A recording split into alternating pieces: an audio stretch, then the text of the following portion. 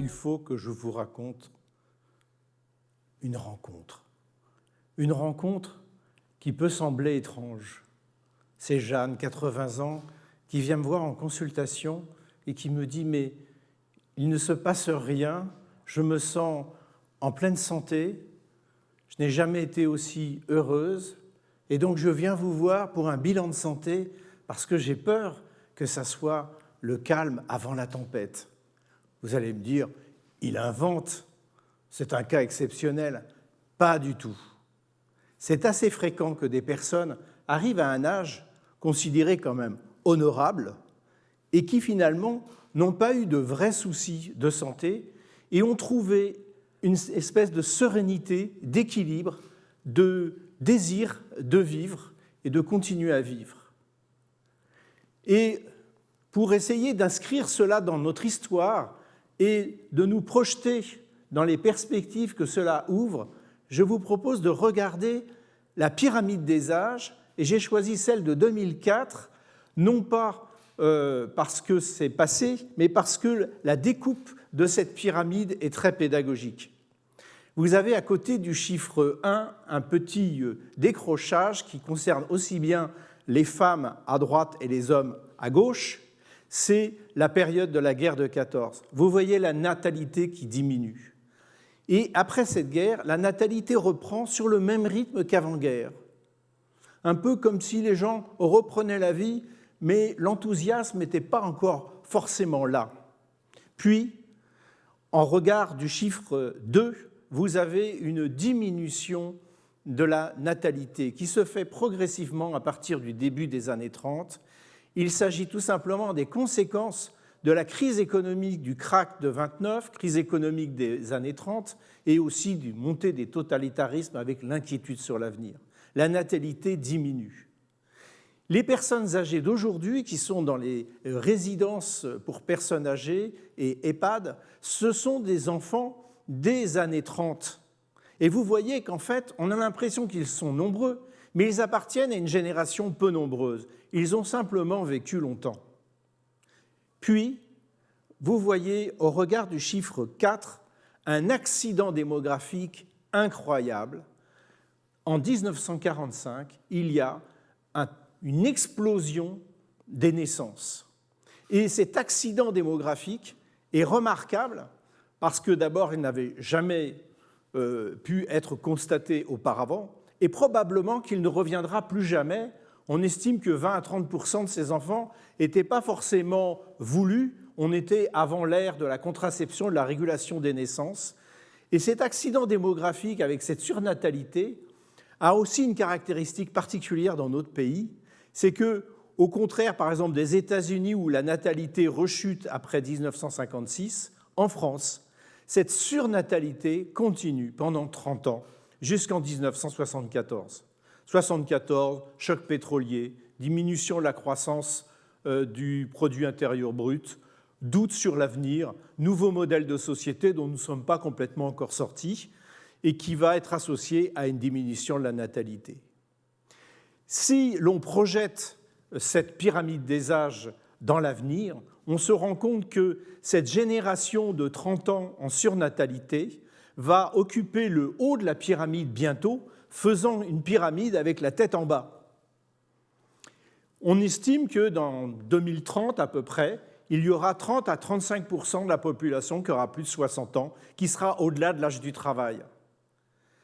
Et donc là, on a finalement deux choix. Soit on continue à considérer que le vieillissement, c'est du déclin, que le vieillissement, c'est une charge pour la société, que le vieillissement, c'est le péril des retraites, c'est un coût de la dépendance qui est considérable, c'est l'émergence de maisons de retraite pour lesquelles on s'interroge. Ça, c'est un premier choix. Le deuxième choix, c'est de se dire qu'il y a peut-être une nouvelle génération qui est née à partir de 1945, qu'une nouvelle ère, finalement, qu'on n'a pas vu venir, est en train d'émerger, avec un avenir qui sera différent. Un avenir où ce qui compte, c'est la longévité, la capacité à vivre longtemps dans de bonnes conditions. Donc, il nous faut choisir le vieillissement déclin, la longévité pour l'avenir. Eh bien, je vous propose que l'on fasse ce pari.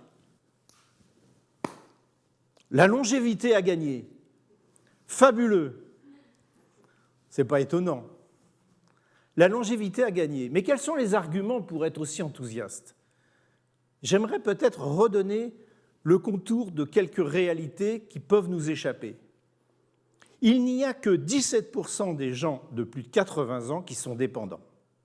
Donc, quand on nous dit que le vieillissement, c'est de la dépendance, que le vrai problème du vieillissement, c'est le coût de la dépendance, on ne fait simplement qu'oublier que 83% de la population. On voit bien qu'il y a un effet loupe qui ne reflète pas la réalité de ce vieillissement.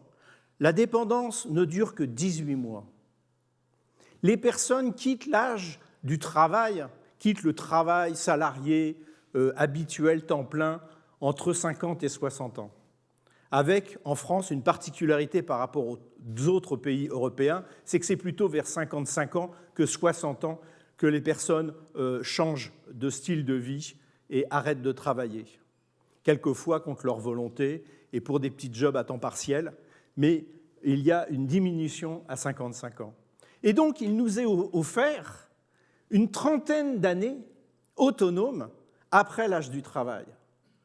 C'est une sorte de nouvelle tranche de vie. Il y a l'enfance, l'adolescence, l'âge adulte, et puis l'âge de la longévité, et puis un moment de dépendance. Qu'est-ce qu'on va faire ensemble de cet âge-là? Ces personnes, en fait, sont hyper engagées pour la société. La majorité des associations ont quelqu'un de plus de 60 ans dans leur bureau. Ils occupent beaucoup de fonctions électives, ils ont un rôle sociétal important, et même à travers leur famille ou leurs proches. On estime qu'ils produisent 30 milliards d'euros par an non salariés. C'est une production, en fait, pour faire vivre la société. Une production de liens non seulement social, mais sociétal. Et quand on sait que les associations, c'est le grand partenaire de l'État et des collectivités, l'action sociale en France, c'est un partenariat entre collectivités et associations. Ce rôle des associations est majeur.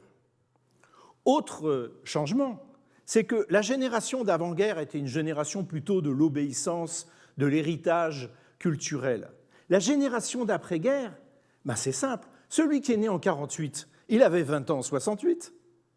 On peut continuer d'ailleurs. Il avait 60 ans en 2008 et il va rentrer en maison de retraite en 2028. Vous voyez, les choses sont relativement simples. Je plaisante. Mais n'empêche que cette génération, c'est la génération de la rupture culturelle. L'envie d'une dignité retrouvée, l'envie d'un individualisme qui peut également s'exprimer à côté de ces solidarités. C'est aussi l'envie d'être reconnu dans sa participation à la société. C'est finalement une génération qui sera beaucoup plus exigeante vis-à-vis de la société que l'ont été les autres générations. Et en plus, c'est une société qui a un certain pouvoir d'achat et qui est moins atteint par la diminution du pouvoir d'achat que d'autres tranches de la société, mis à part, évidemment, les femmes veuves ayant eu des parcours professionnels non complets, qui, elles, représentent une partie des personnes âgées ayant des difficultés sociales particulières. Mais sur l'ensemble des personnes de plus de 60 ans, c'est une épargne de 924 milliards d'euros qui a envie de s'exprimer à travers l'achat de biens de consommation, mais surtout de services. Et il représente un volet d'emploi majeur, notamment pour les territoires qui ont une faible activité primaire et secondaire, où le service à la personne est majeur. Un rapport avait été fait il y a quelques années qui annonçait la création d'1 million d'emplois à l'horizon de 2030 du service à la personne.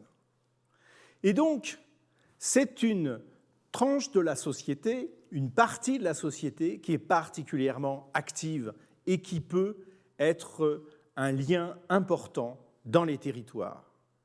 Si on parle des territoires, eh bien, lorsque un territoire veut vivre alors qu'il n'y a pas une grosse entreprise qui recrute, tout ce secteur du service va non seulement créer de l'emploi, mais faire vivre le territoire, structurer le territoire.